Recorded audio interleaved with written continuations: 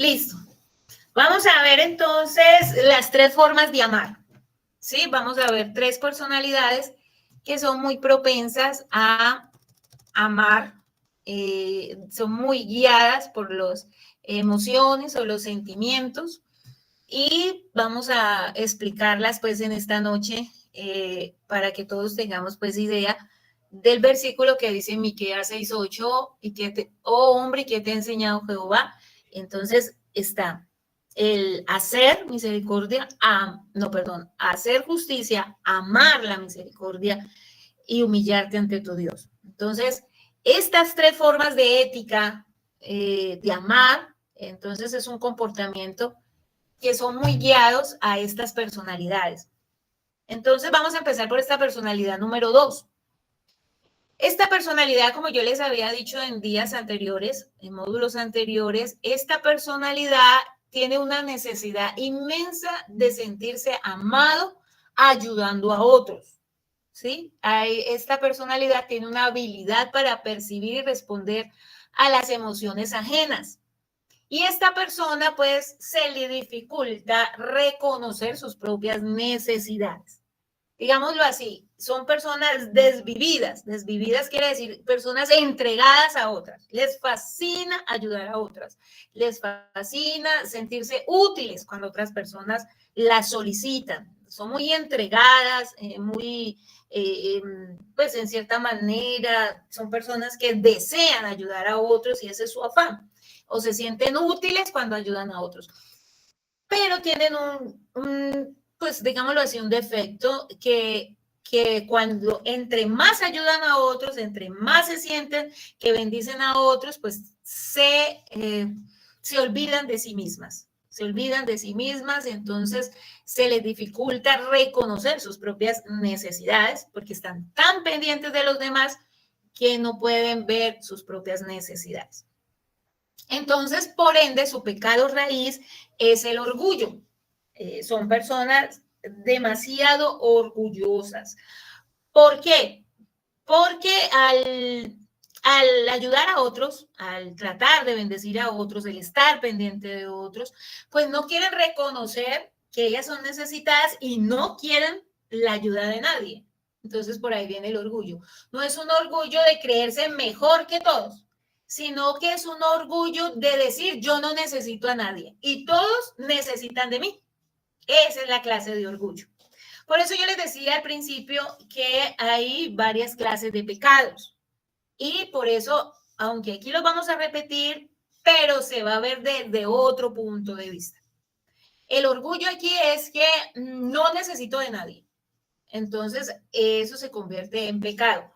Cuando la persona está tan desprevenida de sí mismo, entonces se incurre en el error del versículo que dice, amarás al Señor tu Dios y a tu prójimo como a ti mismo. O sea, bueno, para yo demostrar el amor hacia otros, primero tengo que amarme yo.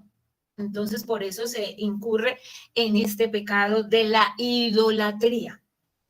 Esta es otra clase de idolatría. Yo ya les he venido explicando que los pecados son 53. ¿Por qué? Porque aunque se repiten, aunque yo los estoy repitiendo, pero esto les estoy explicando que en cada personalidad se ve de una manera diferente, pero es idolatría.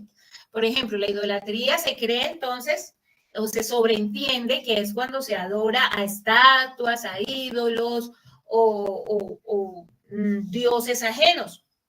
Pero la idolatría aquí entonces significa que dependo emocionalmente de otras personas. El 2 tiende a idolatrar, depender de otras personas, emocionalmente hablando. ¿Dónde se ven estos casos de una idolatría? Es cuando la esposa es maltratada física, emocionalmente por su esposo y ella permite, que la maltraten física y emocionalmente. También se han visto casos de que hay esposos que idolatran a la esposa de tal manera que depende de ella en todo sentido, y también se han visto casos de maltrato físico y emocional. Como, por ejemplo, hay maltrato físico y emocional cuando él depende tanto de ella que la busca, la idolatra, acepta todo lo que ella dice, pero de parte de ella viene pues ese maltrato de palabras y aún de golpes o aún de rechazos emocionales, y incurren en este pecado de la idolatría. Se han visto casos pues de maltrato físico. Hay un testimonio que se le aconseja a la hermana porque él cada vez que llegaba, él era inconverso, pero cada vez que llegaba ya del culto, pues venía el maltrato, los golpes, que porque no estaba en la casa cuando él deseaba que ella estuviera. Entonces viene pues el consejo de decirle, nosotros somos hijas del Dios viviente y por lo tanto tenemos que tener dominio propio. Entonces viene el consejo de pedir a Dios poder espiritual, poder espiritual. Hay que reconocer de que yo soy hija de Dios, por ende soy una persona, por ende cumplo un rol en la sociedad y la ley me protege a mí. Entonces no debo de ampararme en que no, él es mi esposo y él puede hacer conmigo lo que quiera. No, eso no es bíblico, eso no es de cristianos y no es de personas normales que se permita pues el salvajismo y aún hasta la muerte en hogares, o porque es mi esposo, porque es mi esposa, yo tengo que permitir todo eso.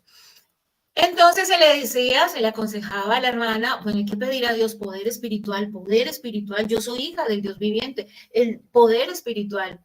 Y sí, señor, esa vez llegó la hermana del culto, venía él con toda su furia y su ira a golpearla, y ella alcanza a levantar la mano y dice, hay poder, Jesús, tú no me tocas porque soy hija del Dios Todopoderoso, y cuando él alza la mano para golpearla, pues se resbala, se cae y se parte la pierna en 4 pedazos. Ya él tirado en el hospital, con su pie enyesado, su pierna enyesada y pues tan alto, ella se acerca y él le dice, ole, yo no sé qué me pasó, yo por qué me caí tan bobamente ahí. Y ella le dice, yo sí sé qué pasó, hay un Dios que me defiende y si tú vuelves a tocarme, te va a pasar algo peor. Entonces, la idolatría a veces se cree que es adorar a otros dioses. No, hay conceptos. Cuando yo permito que otro me pisotee, me hunda, me golpee, me maltrate, entonces estoy permitiendo que esa otra persona sea un dios para mí, que me está dominando y me está controlando. Y tienden estas personas de la personalidad 2 a depender emocionalmente de otras personas que convierten a otras personas en un dios, un líder. No es que yo amo a esa persona, es que es el líder, nadie como él, y ya la idolatro. Hay que prestar atención porque esto se le llama pecado. En el pleitos 2, Mana Gemiro. Sí, te estoy escuchando. Bueno, ok, gracias. Sino que, bueno, es que a veces me da la impresión de que el internet me puedo desconectar, yo estoy sola. Ok, gracias, hermano Angelino. Los pleitos, pues, resulta mucho en este eneatipo 2 o esta personalidad 2, porque son muy propensos a ser vengativos. Esas personas sí son muy ayudadoras, ellas colaboran mucho, ellas bendicen a otros, pero, si no me aceptas la ayuda, nunca más te la vuelvo a dar. Entonces, se llenan de venganza porque creen que si yo doy, yo también tengo que recibir lo mismo que di. Y si no me dan lo que yo di, entonces nunca más te vuelvo a ayudar.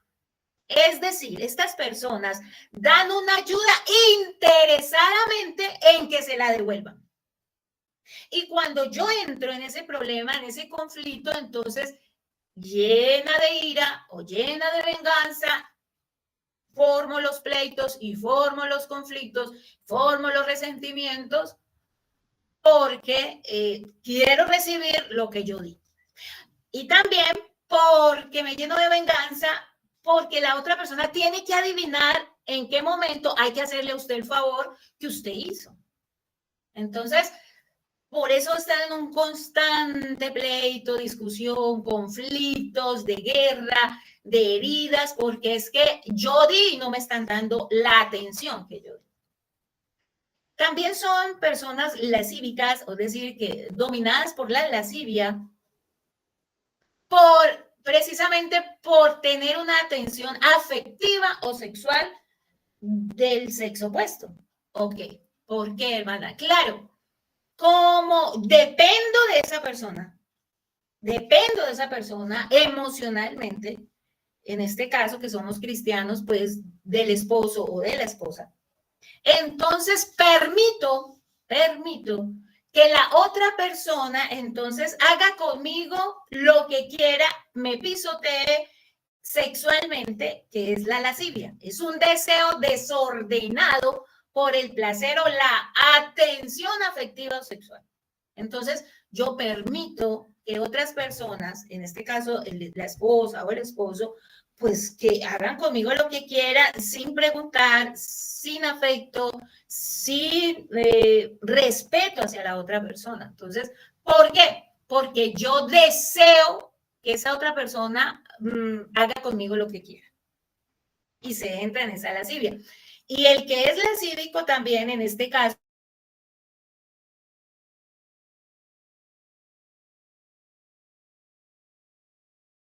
Se cortó la señal. ¿ahí? ¿Sí, ya? Ah, ya volvió, ya volvió. Bueno, ok. Sí. Entonces me devuelvo unos segunditos. Les decía, ¿por qué la persona que recibe un maltrato sexual, al recibir un maltrato sexual es lascívica o incurre en el pecado de la lascivia? Porque me dejo que otra persona tome el control y no permito que haya un desorden porque dependo de esa persona. Ahora vamos en el caso contrario. Si hay una persona lascívica, es decir, un 2, que quiere maltratar a la otra persona, porque tú te puedo dominar y te puedo controlar o puedo hacer contigo lo que quiera, es porque también ahí hay lascivia. Si yo recibo lascivia, hay pecado. Y si yo doy lascivia, ahí está el pecado. Cualquiera de las dos partes hay pecado. Entonces, incurre porque dependo de otra persona. Emocionalmente dependo de otra persona y permito que hagan conmigo lo que quieran. Ok. Estas personas, pues, pueden también caer en el pecado de sin misericordia. Pero, hermana, parece paradójico que yo quiero ayudar, yo quiero bendecir a otros, entonces parece paradójico que viva sin misericordia, por lo que les dije al principio. Como se llenan de venganza, porque te ayudé, yo te ayudé y tú dependes de mí, entonces dentro en la frialdad o en la indiferencia de no volver a ayudar a nadie, porque soy vengativa. Entonces, como no recibiste mi ayuda o como no me devolviste lo que yo te di, entonces nunca más te vuelvo a ayudar. Nunca más vuelvo a ayudar a nadie, porque me pagaron mal. Y entramos en este pecado que se llama sin misericordia. Afecto natural perdido. Se pierde entonces la capacidad de amar sinceramente. Mire la diferencia en sin misericordia y mire aquí el afecto natural perdido. ¿Está en dónde? En la palabra sinceramente. Porque es que la persona que da una ayuda debe de hacerlo sin esperar nada a cambio. Darlo sinceramente. De ahí viene la palabra sincera. ¿Sabe de dónde viene esa palabra sincera? Viene de que en la antigüedad, las civilizaciones antiguas cocinaban con ollas de barro. Entonces, las ollas finas, que nunca se quebraban en el fuego, era porque eran bien cocidas, bien, las metían a una candela tan potente, tan fuerte, que resistían el fuego y ellas no se quebraban. Pero eran tan perfectas que entonces las sacaban del horno y ellas brillaban porque eran bien cocidas, digámoslo así. Entonces usted se iba con la garantía. Entre más brillante, quería decir que daba la garantía de que esa olla no se iba a quebrar en el fuego porque estaba muy bien cocida. Entonces, cuando descubrieron eso, los fabricantes la pirateaban, las ollas. Entonces, ¿qué hacían? Las empavonaban de cera y las untaban cera y las brillaban. Entonces las vendían más caras. Y entonces cuando llegaba el comprador, le preguntaban a la persona, al vendedor, ¿esa olla es con cera o sin cera? Porque claro, cuando las untaban de cera, las vendían como fina y en la primera cocida ellas se partían y no servían de nada las ollas. Entonces, siempre cuando iban a comprar la olla, preguntaban, ¿es con cera o sin cera? Y de ahí salió la palabra sincera. Quiere decir sin hipocresía, de verdad, genuino lo que estamos haciendo. Entonces, afecto natural perdido es cuando se pierde la capacidad de amar sinceramente. Siempre se hace con el objetivo de que entonces doy, pero ¿qué recibo a cambio? La Biblia nos enseña entonces que las personas debemos de amar sin interés, porque hay un versículo que cabe aquí decirlo. Dios ama ¿a quién? Al dador alegre. Y termina el versículo. Aquellos que dan sin necesidad. Sin necesidad. Es decir, que lo dan con sinceridad, sin esperar nada a cambio.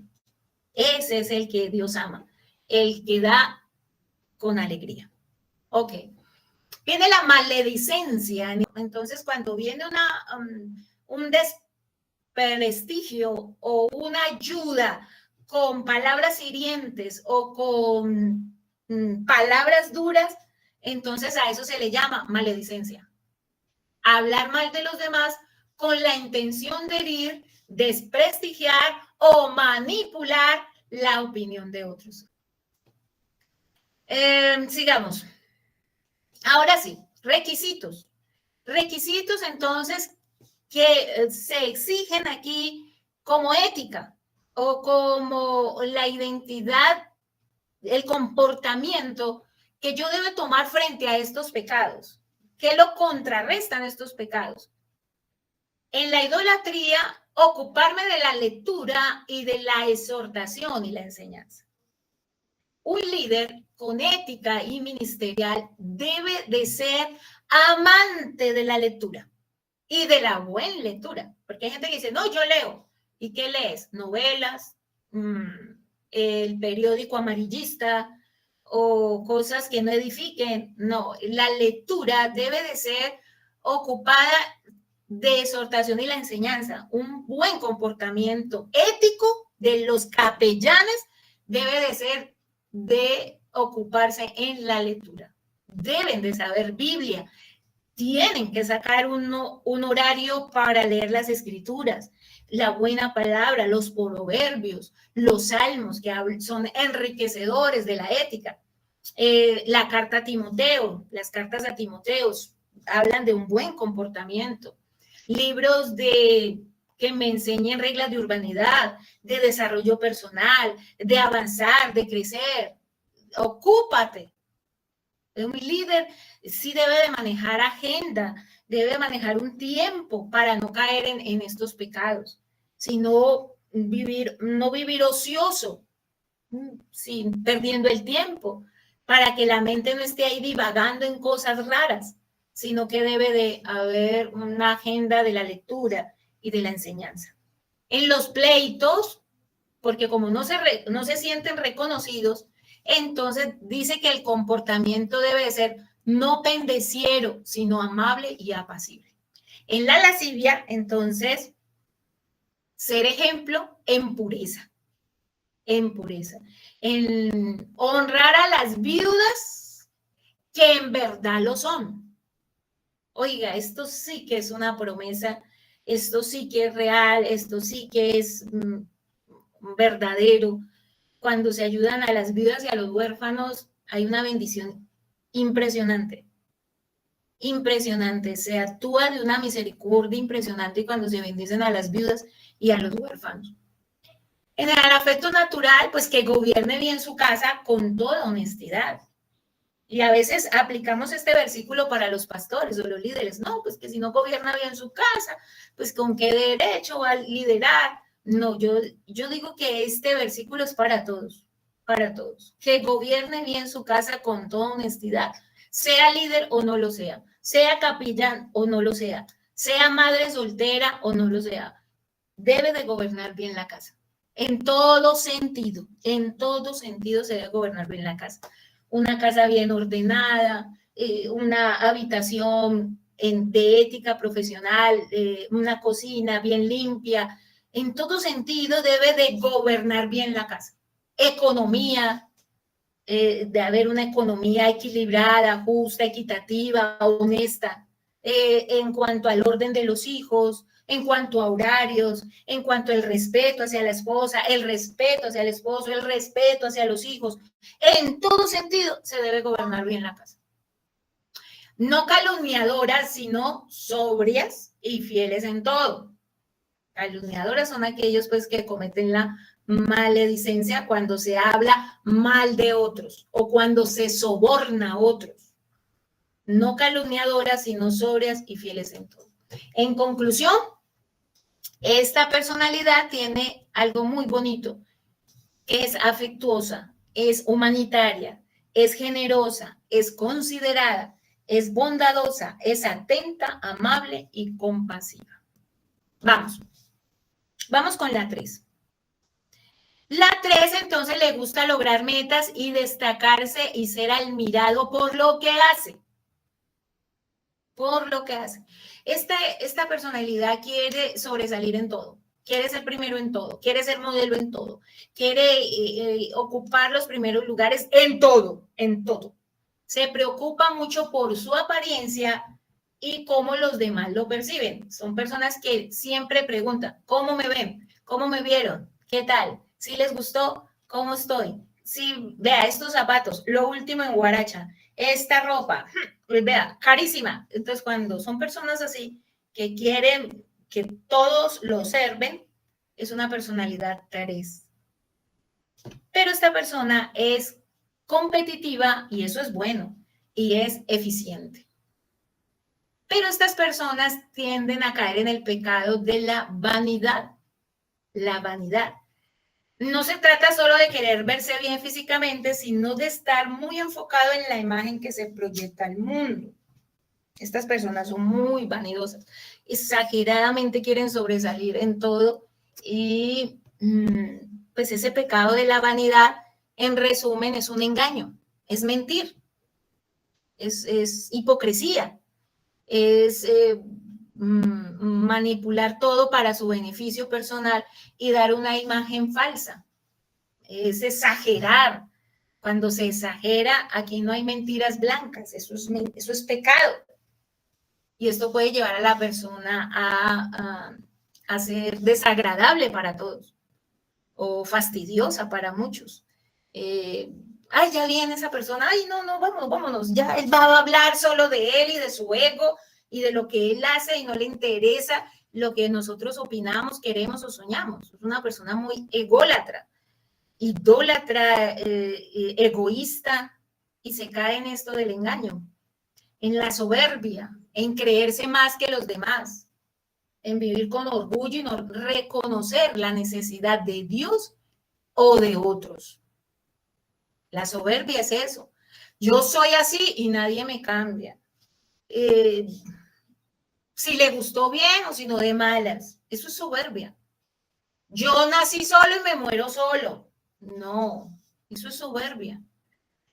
Entonces el 3 quiere ser superior a todos y quiere la admiración de todos y no tiene nada de humildad. solo se enfoca en ser el mejor y en tener éxito. Estas personas, pues, son inventores de males. ¿Por qué?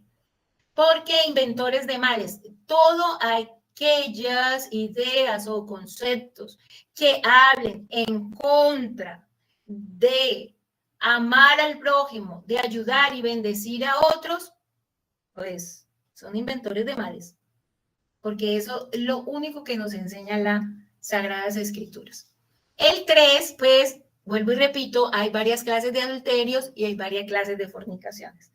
Este adulterio, entonces, es tener relaciones sexuales fuera del matrimonio. Ok. ¿Por qué el 3 tiende a cometer estos pecados? ¿O por qué entra allí el 3 en el adulterio y en la fornicación? Porque estas personas, en cierta manera, son muy ambiciosas. El pecado del adulterio, el pecado de la fornicación, es ambición, desear más, aparentar más, querer tener más de lo que se tiene. Entonces entran en una vanidad y hablan demasiado y entran en conquistar varias mujeres con el alarde de decir, yo sí puedo tener varias, yo soy capaz de tener varias, por la competitivo. Y la fornicación es porque ellos, este número 3 entra allí por tanto engaño y tanta mentira y tantas palabras falsas que dicen, entonces tienden a creerse superior que todos, más fuerte que todos, más grande que todos, y quiere sobresalir en sus actos para que todos les digan que él es el mejor. Por eso entra aquí en este pecado. Y entra en las orgías, pues lógico, ¿por qué? Porque el 3 tiene un vacío tan grande que solo con estos excesos sexuales del alcohol y de las drogas y cosas desenfrenadas puede medio llenar el vacío que siente el 3. Por eso ellos entran ahí, porque primero son tan solos, son tan egocéntricos, son tan... bueno, realmente yo me sorprendí con este 3, porque realmente tienden mucho a tener muchos pecados por el engaño. Mi mamá decía una frase muy antigua que dice, el que miente es capaz de robar. Y el que es capaz de robar es capaz de matar. Dándome a entender mi madre, cuando ella decía eso, o dichos populares de los antiguos, entonces dando a entender que un abismo llama a otro abismo y ese abismo llama a uno más grande. Entonces, claro, este 3, por tantas mentiras, conlleva a otra mentira más grande y la mentira más grande y trata de tapar una mentira y entra otra mentira más grande. Entonces, por ello, ellos caen en tantos pecados de beber alcohol, borracheras, de mantener una imagen, un control de sí mismos. Ok, la ética del 3, entonces, pues para el engaño debe ser irreprochable y honesto. O sea, el 3 debe de vencer o pedirle a Dios o permitir que el Espíritu Santo me permita ser irreprochable y honesto, tener una vida transparente, sin doblez ni apariencia falsa, sino vivir en integridad. El que maneja la soberbia, pues ser humilde y no arrogante. Ser humilde, reconocer que necesito de los demás. Yo todo no lo puedo hacer, yo necesito de otro, yo tengo que ser humilde. El capellán no puede llegar donde llegue solo. El capellán tiene, a mí me encantan estas palabras, tiene, porque es que es verdad, tiene que trabajar en equipo, necesita de los demás y tiene que reconocer que se equivoca, que falla, que todas no las sabe, que no entiende todo, que él es fuerte en algunas cosas y que otros son fuertes en otras. Tiene que ser amante de lo bueno, dominado por el espíritu. Bueno, la Biblia habla de ser marido de una sola mujer, es decir, tiene que ser puro. Ser sobrio, templado, no entregado a placeres, no ser dado al vino y ser moderado. El 3 entonces es admirable, él es líder, deseable, atractivo, sobresaliente, equilibrado, eficaz y de capacidad ilimitada. Termino con el 4, ya voy a terminar. Vamos a terminar con el 4. El 4 entonces tiene una personalidad, desea profundamente saber quién es realmente él y siente las emociones de manera profunda. Estas personas son artistas, por eso ahí puse un guitarrista, porque es que estas personas realmente son artistas, tienen talentos que sobresalen de todos. Puede ser un gran predicador, puede ser, en este caso de la capellanía, muy creativo, buenas ideas, es una persona que ve más allá de lo que otros no ven. Él siente las emociones más a flor de piel, más profundos, son muy emotivos. Y ellos tienen este pecado que se llama la envidia. No es simplemente querer lo que otros tienen, es una sensación de carencia interna, como si algo vital les faltara para sentirse incompletos. Entonces la envidia no es yo quiero lo que él tiene, no, la envidia es a mí me falta lo que él tiene. Perdón.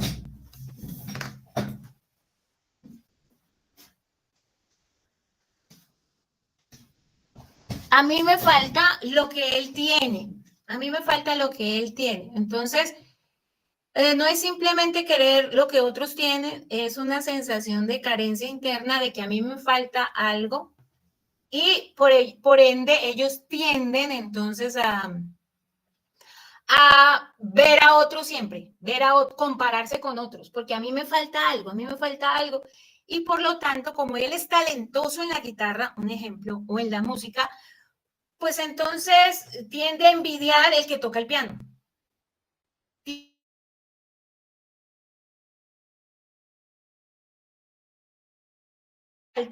Porque como es tan sensible, entonces él entra en el pecado de la envidia. La inmundicia. Entonces él es muy pensativo, como él es tan sensible, el 4, entonces él tiende a imaginarse cosas muy extrañas, muy oscuras, muy tristes, muy caóticas, muy autodestructivas y muy impuras. Porque como él es tan sensible, entonces él puede caer a profundidades de soledad muy extrañas, de angustia muy extrañas, de oscuridades profundas. Ellos tienden mucho a percibir voces, sueños, profecías, cosas raras, cosas extrañas, precisamente por ser tan sensibles y como ven más allá que los otros no ven, entonces caen en este pecado de la inmundicia o impureza moral. La idolatría también, ¿por qué? Porque ellos idealizan el dolor. En este caso, la idolatría es porque como son tan pesimistas, tan negativos, tan tristes, tan solos, tan dolorosos, entonces ellos tienden a normalizar el dolor y lo idolatran, lo adoran el dolor. Sin él no pueden vivir porque siempre quieren el pesar de los demás. Es esa clase de idolatría. Hechicería, pues porque buscan el poder, por lo que les dije al principio.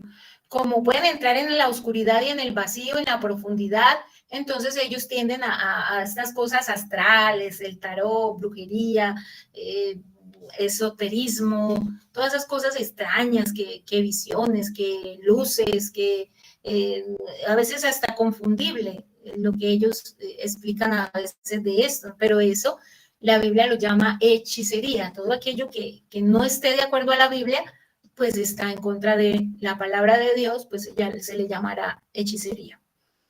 Lascivia, porque ellos desean la validación y el afecto de los demás, entonces entran en el pecado de la lascivia porque ellos desean también lo de otros y lo pueden tomar con poder y control.